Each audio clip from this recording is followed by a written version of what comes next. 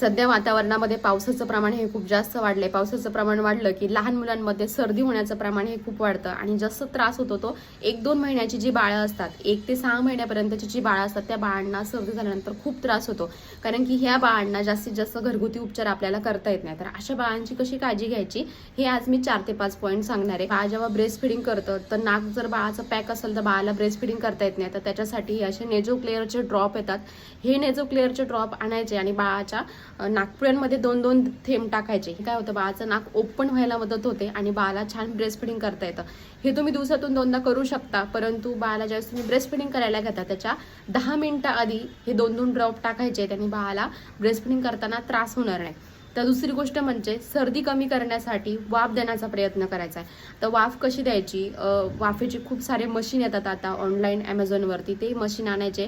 जर तुमच्याकडे ते मशीन नसेल तर साधं आपलं बाथरूममध्ये जायचं आहे, गिझर ऑन करायचं आहे, नळ चालू करून द्यायचे आहे, छान वाफ निर्माण होऊन द्यायची आहे आणि तिथं आपल्याला 5 मिनिटं बाळाला घेऊन जायचं आहे.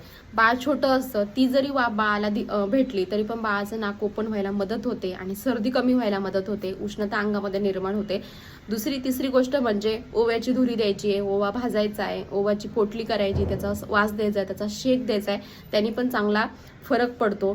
दुसरी होम रेमेडी आपण करू शकतो ती जायफळची. जायफळ घ्यायचं, जायफळ उघडायचं, ते छातीला इथं नाकाला वगैरे तिथं लावायचं, थोडं 15 मिनिटं ठेवायचं आणि नंतर मग ते पुसून टाकायचं. त्यांनी पण सर्दी कमी व्हायला मदत होते. आणि दुसरा उपाय म्हणजे जे मी माझ्या बाळावर करायचे, आपलं ब्ल्यू कलरचं जे व्हिक्स असतं ते थोडंसं हातावरती घ्यायचं, बोटावरती घ्यायचे आणि बाळाच्या नाकापाशी त्याला थोडासा वास द्यायचे. असं दिवसातून 2दा करायचे.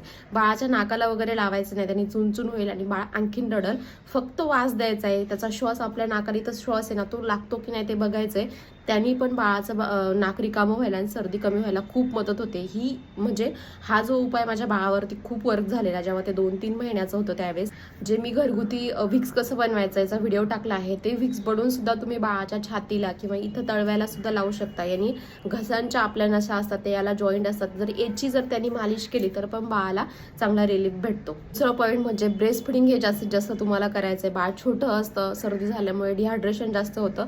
ब्रेस्ट फिडिंग जितकं जास्त करता येईल तितकं तुम्हाला ब्रेस्ट फिडिंग करायचं आहे. आणि फॉर्म्युला मिल्क जर तुम्ही देत असाल तर तो कमी प्रमाणात द्यायचा. त्याच्या फॉर्म्युला मिल्कमध्ये हे वरचं पाणी असतं, त्याच्यामुळे फॉर्म्युला मिल्क शक्यतो द्यायचाच नाही सर्दी झाल्यावर. फक्त ब्रेस्ट फिडिंग करायचं. छोटे छोटे उपचार करून बाळाची सर्दी ही कमी करायची आहे. जर सर्दी जास्त असेल, बाळाच्या छातीमध्ये कफ झालेले असेल, 4-5 महिन्याचं बाळ असेल तर इमिजिएटली डॉक्टरांकडे जायचंय. कारण की कफ जर जास्त झालेला असेल तर त्याच्यावरती घरगुती जास्त उपाय नाहीये, नेबुलायझेशनच त्याला करावं लागतं आणि डॉक्टरांच्या सांगण्यानुसार नेबुलायझेशन त्याच्यासाठी करायचं आहे.